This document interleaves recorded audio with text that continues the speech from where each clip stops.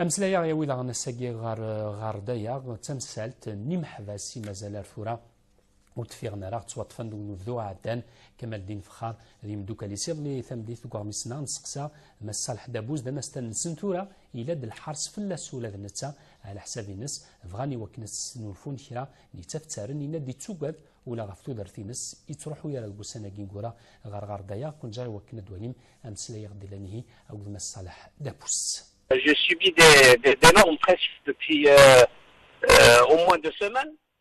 Et effectivement, je porte plainte contre Nahar pour diffamation. Il y a eu un article le 18 qui dit que je suis l'instigateur de ce qui se passe à Gherdaya. Et ça c'est énorme.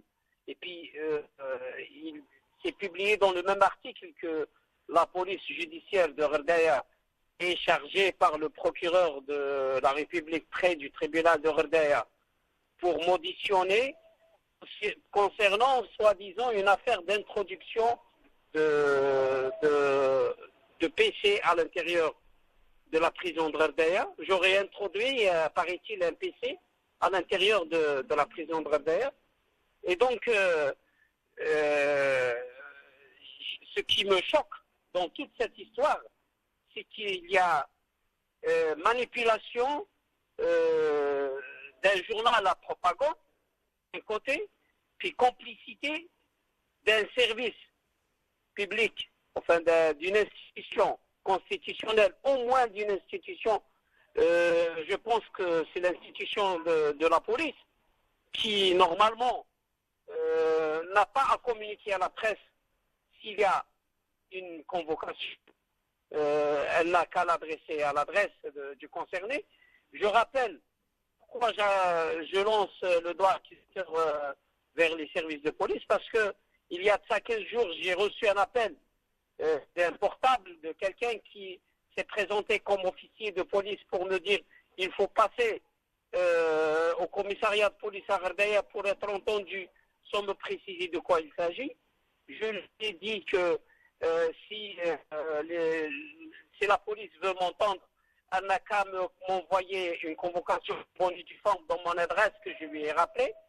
Donc, et je garde ce numéro, je l'ai encore, c'est un numéro de portable. Alors donc, c'est pour ça que je dis que il n'est pas convenable. Il n'est pas convenable d'exercer des pressions sur un avocat. C'est le président de la Ligue dont l'objectif est sans aucun doute de le faire écarter, de l'écarter du dossier des détenus d'opinion. Sous prétexte, je peux confirmer que c'est à partir du jour où j'ai dénoncé les atteintes aux droits de l'homme dans la prison de Mni'a et de Gherdaya. Dans la prison de Mni'a, il y a des détenus qui sont malades, qui sont âgés, qui sont invalides, mais qui ne sont pas du tout pris en charge médicalement. On leur fait savoir qu'on ne peut prendre en charge dans la prison que les gens qui sont gravement malades. Les autres, ils ne reçoivent pas de soins, c'est juste des calmants qu'on leur donne. Et quant à la prison de Gherdaya, il y a eu des agressions sexuelles contre les détenus. Et quand on a dénoncé ça, c'est la guerre contre l'avocat qui a osé dénoncer. Et donc il faut l'écarter, sinon pourquoi pas l'arrêter carrément. Et je vous avoue que j'ai même peur pour ma vie. Je n'ose même plus me déplacer vers Gherdaya parce que je ne sais pas qu'est-ce qui peut m'arriver étant maintenant, elle est claire, on m'a signifié que je suis indésirable, ce sont les services de police et ce journal, la propagande qui est très très près des services de sécurité qui sont en train de le harceler, et je vous avoue que j'ai vraiment peur, et j'ai même peur pour moi physiquement, donc je n'ose même plus me déplacer à Gherdaya. Et finalement, c'est en quelque sorte un peu réussi, puisque est-ce que vous allez continuer à vous occuper du dossier? Est-ce que vous allez continuer à dénoncer, ou finalement vous allez un peu vous occuper de vous-même et j'allais dire de votre dossier à vous? Non, non, non, non, je n'abandonne pas le dossier. Il n'est pas question d'abandonner le dossier des détenus de Ghardaya parce que ça serait immoral de ma part. D'autant plus que c'est une question de droit humain. Donc, si je m'abstiens de me déplacer pour cette période, ce n'est pas pour abandonner le dossier, mais c'est pour juste finaliser certaines démarches, pour garantir pour avoir plus de garanties quant à mes activités professionnelles et même mes activités en tant que président de la Ligue et militant des droits de l'homme. Il y a certaines démarches à faire au niveau national et au niveau international aussi pour bénéficier de certaines garanties pour que je puisse continuer ce que j'ai à faire dans la sérénité et dans le calme. Mais il n'est pas question pour moi de laisser tomber ce dossier. Même si aujourd'hui vous dites non seulement vous avez peur qu'il y ait un dossier fomenté contre vous, vous venez de dire que vous avez même peur pour votre vie. Écoutez, je n'ai pas du tout peur qu'il y ait un dossier contre moi parce que je sais que ce système, il fonctionne par des montages et des coups montés. C'est exactement la même démarche qui a conduit Frad à l'intérieur de qui est déclenché contre moi. Mais donc je n'ai pas peur qu'il y ait des dossiers contre moi, mais j'ai peur pour mon intégrité physique. C'est de ça que j'ai peur. N'importe qui peut m'agresser à n'importe quel moment et assimiler ça à un accident de circulation, par exemple, ou à n'importe quoi.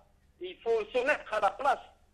Quand vous avez des institutions d'État qui montrent un acharnement contre l'avocat, il y a de quoi avoir peur. N'oubliez pas que nous avons un État qui n'a pas hésité à tuer son président. Qu'est-ce que c'est qu'un petit avocat des droits de l'homme dans une affaire de Ghardaya? Donc, c'est de ça que j'ai peur. Je n'ai pas peur de mourir. J'ai peur qu'ils aillent jusqu'à porter atteinte à mon intégrité physique pour m'empêcher de faire mon travail convenablement. Mais s'ils veulent monter des dossiers, je fais partie de tous les citoyens algériens qui essayent de faire leur travail correctement et à qui on peut monter des dossiers comme on le fait contre des milliers d'Algériens. Très bien, juste oui. Je dois juste signaler quelque chose, une information vient juste de m'arriver, c'est par téléphone par un parent de l'un des détenus. Il m'informe que l'un des détenus, je pense qu'il s'agit de... bon, j'ai oublié son nom, c'est un détenu qui a la cinquantaine.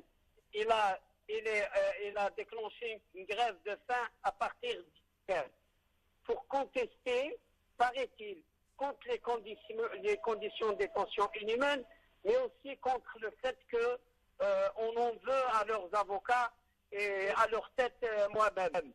Donc ça se complique encore plus parce que les dossiers sont vraiment vides, mais les autorités ici en Algérie ne veulent pas que les détenus, leurs familles et leurs avocats fassent savoir cela à l'opinion nationale, mais surtout pas à l'opinion internationale.